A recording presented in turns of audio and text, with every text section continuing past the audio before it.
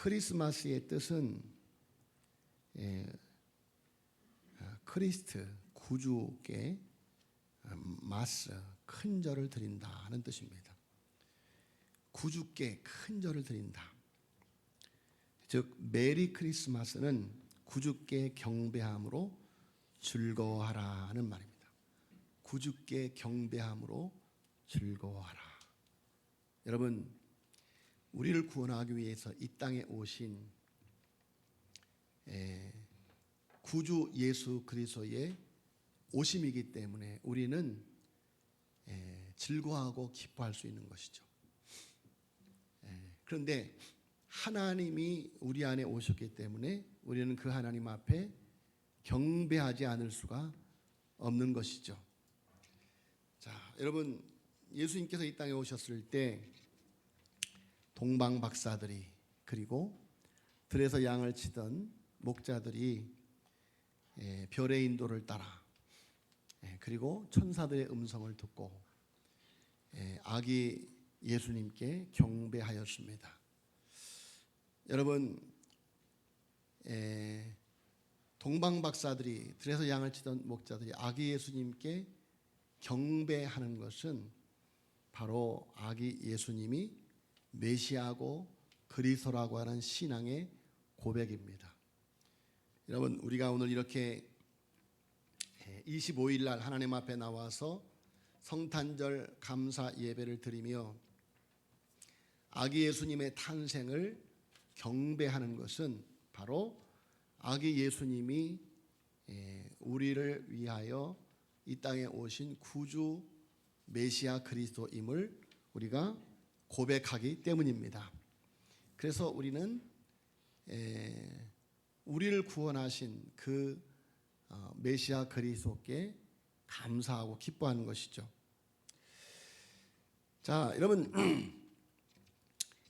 선지자 미가에게 임한 영감의 사명은 죄로 인한 하나님의 심판과 남은 자의 구원을 외치는 것이었습니다.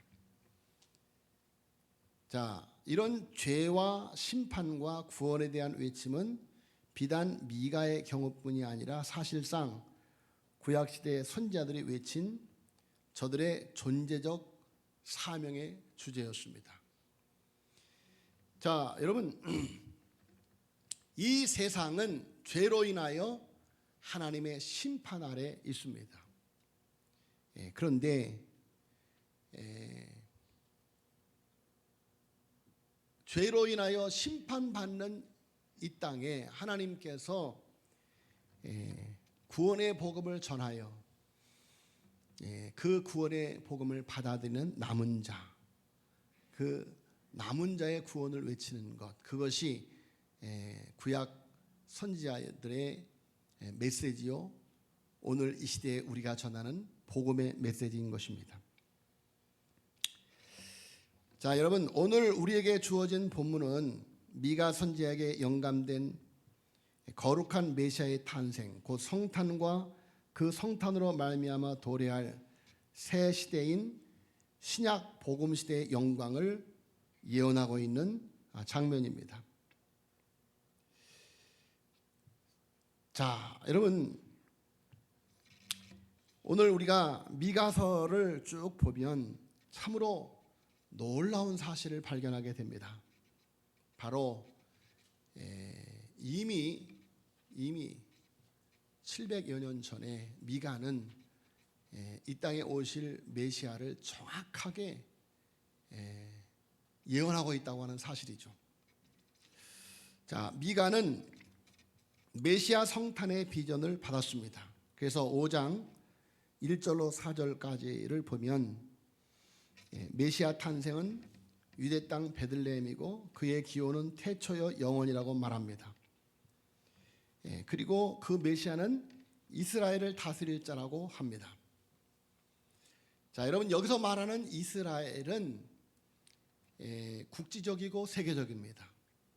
그래서 우리가 성경 말씀을 쭉 오늘 미가서 5장 말씀을 쭉 보면 그것이 단순히 이스라엘이라고 하는 그런 단순한 국지적인 나라를 지칭하는 것이 아니고 바로 이스라엘은 영적인 이스라엘을 말하고 있는 것을 볼 수가 있습니다. 자, 그래서 미가는 메시아 탄생의 비전을 받은 것이죠. 먼저 언제 탄생할 것인가? 그것은 이스라엘의 순환기라고 하였습니다. 곧 이스라엘의 통치자가 이방의 침략을 받아서 업신여김을 받을 때 메시아가 탄생할 것이라고 합니다. 그것을 가리켜서 임산한 여인이 고통을 겪는 해산의 기간이다라고 비유를 하고 있습니다.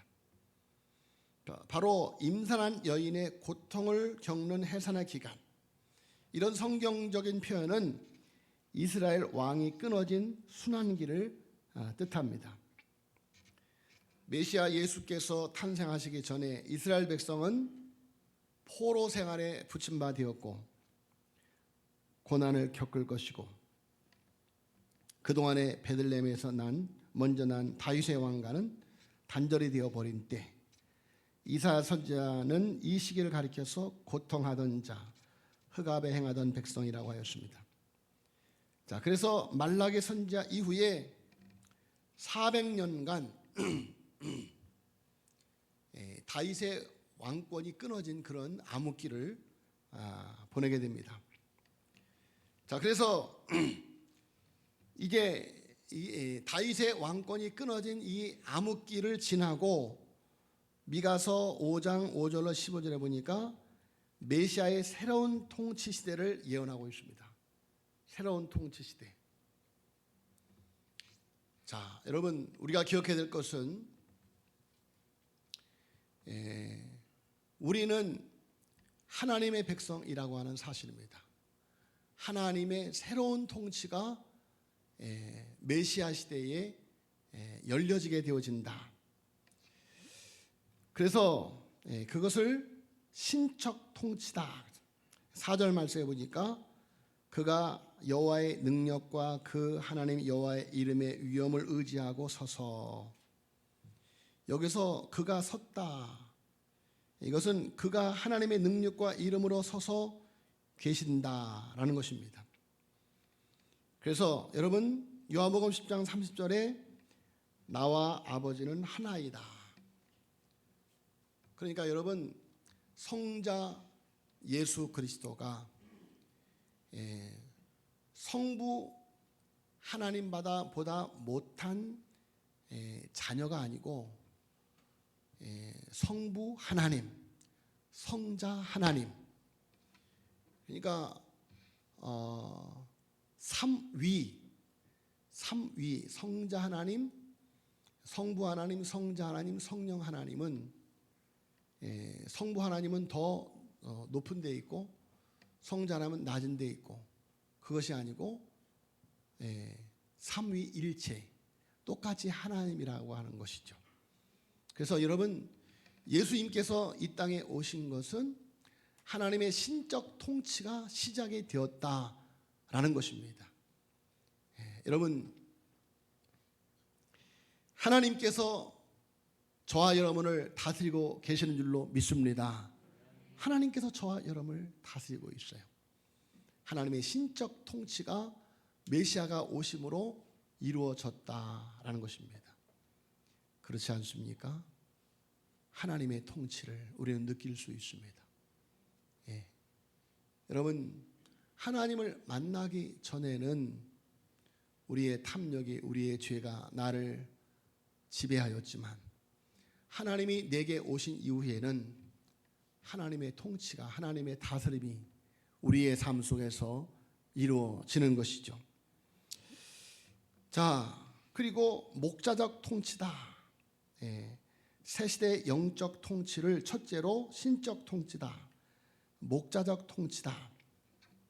4절 말씀 중에 서서 그때에게 먹여서 그들로 안연히 거하게 할 것이다. 그때에게 먹여서.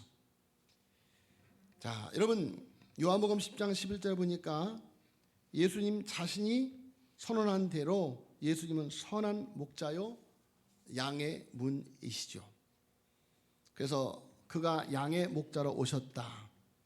그가 양의 목자로 오신 것은 양으로 생명을 얻게 하고 더 풍성히 얻게 하려는 것이다 라는 것입니다. 여러분, 하나님은 우리를 선한 목자처럼 그렇게 통치하고 다스린다 라는 이야기입니다. 세 번째로 그는 우주적 통치자라고 말합니다. 4절 하반절에 그가 창대하여 땅끝까지 미치리라 그렇게 말하고 있습니다. 그러니까 단순히 국지적으로 이스라엘만을 말하지 않고 그가 창대하여 땅끝까지 미치리라. 메시아의 통치 영역이 창대하여 땅끝까지 미친다라고 말하고 있는 것입니다. 네 번째로 그의 신적 통치는 평화의 통치다. 그래서 5절에 보니까 이 사람은 우리의 평강이 될 것이라. 그가 우리를 그에게서 건져내리라 라고 6장 하반절에 말하고 있습니다. 자, 이런 미가의 표현은 구약적이지만 신약에 오실 메시아께서 7 목자와 8 군왕 같은 용맹스러운 지도자, 권능있는 지도자를 일으켜서 교회가 당하는 모든 위험에서 영전의 승리를 거둘 것이라고 하는 예언입니다. 평화의 통치. 여러분, 예수 그리스도의 통치는 우리에게 승리를 가져다 주고 예수 그리스도의 통치는 우리에게 평화를 가져다 줍니다. 자, 5번째로 예수님의 신적 통치는, 메시아적 통치는 남은 자, 곧 선택자가 그 대상이라고 말하고 있습니다. 그래서 7절 말씀에 보니까 야곱의 남은 자, 8절에도 야곱의 남은 자라고 표현을 하고 있습니다. 남은 자의 궁극적 의미는 선택받은 언약의 백성을 의미합니다. 여러분, 우리는 선택받은 언약의 백성들입니다. 할렐루야. 선택받은 언약의 백성들. 자, 선택받은 언약의 백성들의 영적 특질을 2가지로 말합니다. 7절에 그 하나가 이슬 같다, 이슬 같고 담비 같다고 말합니다. 자, 여러분, 그리고 7절에 보니까 야곱의 남은 자는 많은 백성 중에 있으리니 그들은 여호와에게로서 내리는 이슬 같고 풀이에 내리는 담비 같다. 여호와에게로서 내리는, 그러니까 전적으로 타율적인 구원임을 말하고 있습니다. 내가 고행을 해서 해탈을 해서 신이 되는 것이 아니고 오직 우리의 구원은 전적으로 타율적인 것이다. 임마누엘 하심으로 하나님이 우리에게 베푸시는 구원이다, 그런 말씀입니다. 그렇기 때문에 은혜인 것이죠. 그렇기 때문에 성탄이 은총인 것입니다. 예수님이 아니면 우리는 죄로부터 자유함을 얻을 수가 없었습니다. 그런데 예수님이 이 땅에 오셔서 우리의 죄값을 바로 저 십자가에서 치르시고 부활하여 우리를 사망의 권세 아래서 구원받게 한 것이죠. 여러분, 그러므로 우리에게 주어진 구원은 하나님께로 말미암는다. 전적으로 타율적인 구원이다라는 것입니다. 전적으로 은혜의 구원이다. 또 2번째로 공개적 비밀과 같은 사실이다. 이슬과 단비는 실로 고요합니다. 들레지 아니합니다. 더욱이 이슬은 밤에 아무도 모르게 고요히 하늘에서 내립니다. 메시아적 구원의 은혜가 그러하다고 하는 사실입니다. 자, 물과 성령으로 거듭나는 구원의 체험은 참으로 신비한 비밀인 동시에 결과적으로 드러나고 많은 공개적인 성질의 것이기도 하다, 그런 이야기예요. 자, 여러분, 바람이 어디서 와서 어디로 가는지 알지 못하는 것처럼 성령으로 난 사람은 그와 같으니라. 할렐루야. 여러분, 내가 구원받은 이 사실은 실로 신비로운 성령의 역사이시다라는 이야기예요. 마치 밤에 내리는 이슬같이. 여호와 그들은 여호와에게로서 내리는 이슬 같고 풀 위에 내리는 단비 같다라는 거예요. 그것이 바로 하나님의 은혜의 구원이다. 이슬 같고 단비 같은 구원이다. 자, 남은 자, 선택받은 자의 영적인 특질 첫 번째는 이슬과 같고 그리고 단비와 같다. 두 번째 특질은 5장 8절에 보니까 사자와 같은 기질이 있다라고 말하고 있습니다. 사자와 같은 기질. 여러분, 하나님의 백성들은 반드시 이기게 되는 줄로 믿습니다. 하나님의 백성들은 반드시 이기게 되어 있어요. 여러분, 예수 그리스도가 내 안에 오시면 우리는 강하여집니다. 강하여져요. 그래서 그 어떤 환경, 그 어떤 상황에도 두려워하지 않습니다. 왜 그렇습니까? 하나님을 의지하기 때문이죠. 하나님이 내 백그라운드가 되기 때문이죠. 그 어떤 상황에도 두려워하지 않아요. 무서워하지 않아요. 사자 같은 기질이 있기 때문이죠. 자, 그래서 하나님의 백성들은 그리스도 때문에 그야말로 부전승. 그리스도가 이기셨기 때문에 우리는 부전승하는 거예요. 같이 이기는 거예요. 믿음으로 죄를 이기고 세상을 이기고 마귀를 이기고 사망을 이기는 것입니다. 할렐루야. 사망을 이기는 거예요. 여러분, 그래서 사자 같은 기질을 가진 영적인 야성을 가진 하나님의 백성들은 세상을 정복하고 다스리는 것입니다. 그 어떤 환경에도 넘어지지 않고 쓰러지지 아니하고 끝내 일어나서 하나님의 뜻을 이루어 가는 것입니다. 자, 여러분, 말하자면 오실 메시아의 통치권 내에 들어가는 신약 시대에 구원받을 신자들은 이슬 같고 단비 같고 고요한 생명의 통치와 사자 같은 능력의 힘을 받아 살 것이라고 예언하고 있는 것입니다. 그래서 먼저 전쟁을 종결짓는다. 각종 우상들과 여러 우상 숭배 행위들을 끝장내어 버린다. 여러분, 하나님의 백성들은 더 이상 싸우지 않습니다. 왜 그렇습니까? 승리자들이기 때문입니다. 이긴 자들이기 때문입니다. 각종 우상들과 여러 우상 숭배의 행위들을 끝장내어 버립니다.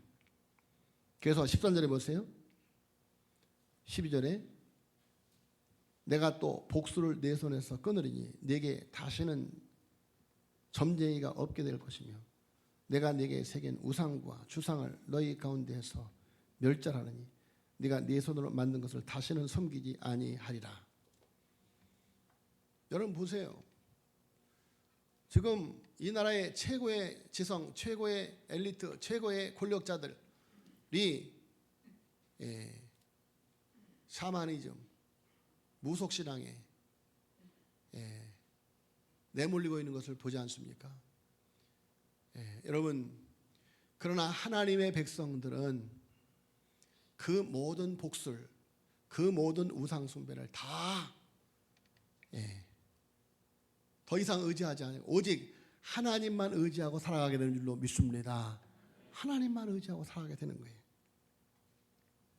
그래서 예수님의 재림과 함께 성취될 완전 신권 통치 시대. 그래서 미가 선지자는 예수 그리스도의 성탄을 종말론적으로 보았을 뿐만 아니라 예수 그리스도의 최종 재림까지 내다보면서 새 시대를 예언하고 있는 것입니다. 자, 여러분, 예수님의 성탄과 함께 도래할 새 시대는 어떤 성격의 시대인가? 바로 새 역사의 신기원이 된다는 사실.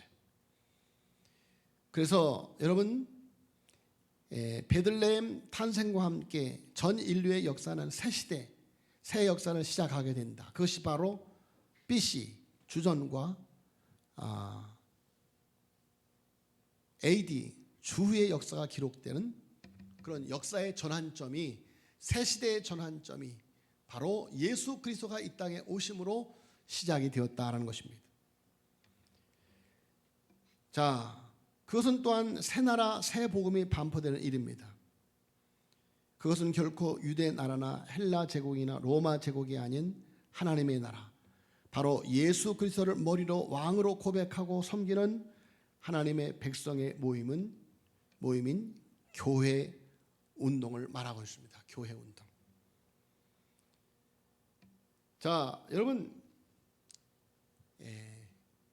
예수님께서 이 땅에 오셔서 임재하여 계신 곳, 그것이 바로 교회죠. 교회는 예수 그리스도를 머리로 그의 지체된 사람들이 이룬 공동체입니다. 여러분, 바로 하나님의 통치와 다스림이 교회를 통해서 이 세상을 통치하고 다스리게 되는 줄로 믿습니다. 자, 여러분, 오늘 본 말씀에 나타나는 이런 남은 자들의 성탄 경배. 자, 여러분, 동방 박사들이 유대 땅 베들레헴에 왔습니다. 그들은 동방에서 왔다고 말합니다. 동방은 페르시아를 말합니다.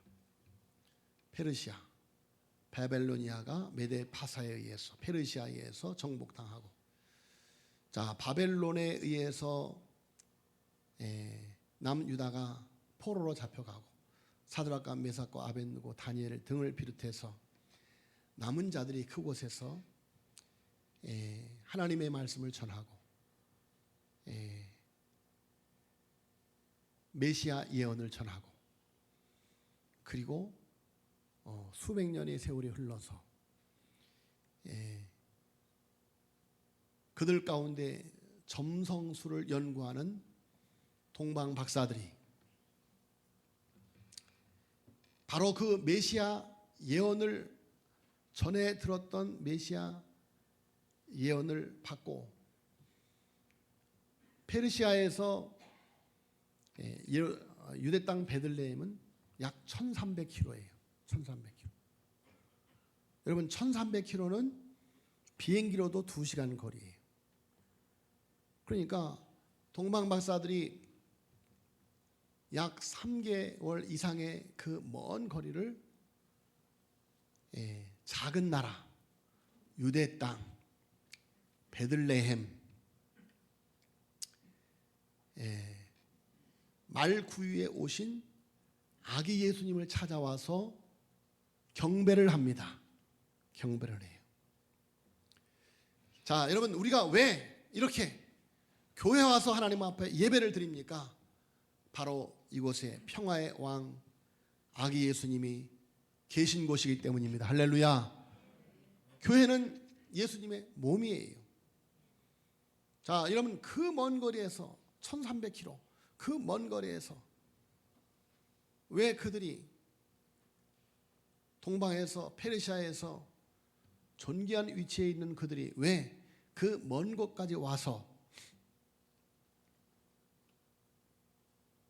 아기 예수님께 경배를 합니까? 바로 그곳에 임마누엘의 탄생, 하나님이 그곳에 오셨기 때문인 것이죠. 자, 그래서 여러분, 성경 말씀에 보니까 헤롯 왕이 동방 박사들에게 아기 예수님을 경배한 다음에 우리들에게 가르쳐주라 이렇게 말했는데, 그들은 하나님께서 명령하신 대로 다른 길로 가고 말죠. 여러분, 동방 박사들은 하나님의 통치와 다스림을 받는 사람들이 된 것입니다. 그래서 양을 치던 목자들도 천사들의 음성을 듣고 와서 강보에 쌓여 누인 아기 예수님께 경배를 합니다. 여러분, 동방 박사들이 그 말씀만 믿고 와서 경배하지 않았다면 그들은 성탄의 주인공들이 되지 못했을 것입니다. 들에서 양을 치던 목자들이 천사들의 음성만 듣고 가서 경배하지 않았다면 그들은 성탄의 주인공들이 되어지지 못했을 것입니다. 여러분, 많은 사람들이 나는 교회 안 나가도 하나님 잘 믿습니다. 하나님을 의지하고 살아갑니다. 여러분, 이 땅에 많은 사람들이 하나님 앞에 경배하는, 예배하는 삶을 포기해 가고 있습니다. 죄악이 다 드리는 이 세상에서 남은 자들. 여러분, 동방박사들이, 목자들이 아기 예수님의 탄생에 오셨을 때 여러분, 경배하는 사람들이 얼마나 되었습니까? 그렇죠. 다 예수님을 경배하지 않았어요. 남은 자들만. 예수님이 십자가에 못 박혀 죽으실 때 모두가 다 예수님을 십자가에 못 박으라고 예수님을 십자가에 못 박는 무서운 죄를 저질렀죠. 남은 자 몇 명만이 아기 예수님을, 메시아 그리스도를 경배하는 것입니다. 남은 자들의 성탄 경배. 여러분, 주님 다시 오시는 그날까지 2023번째 성탄절을 맞이하는 오늘, 앞으로 2022번째, 2023번째, 2024번째, 2025번째. 여러분, 우리는 주님 이 땅에 다시 오시는 그날까지 바로 그 예수님을 기다리는 마음으로 이 땅에 오신 구주 예수 그리스도를 우리의 왕으로, 우리의 메시아로 경배하는 남은 자들의 성탄 경배가 있어지기를 예수님의 이름으로 축원합니다. 기도하겠습니다. 하나님 아버지, 참으로 감사합니다.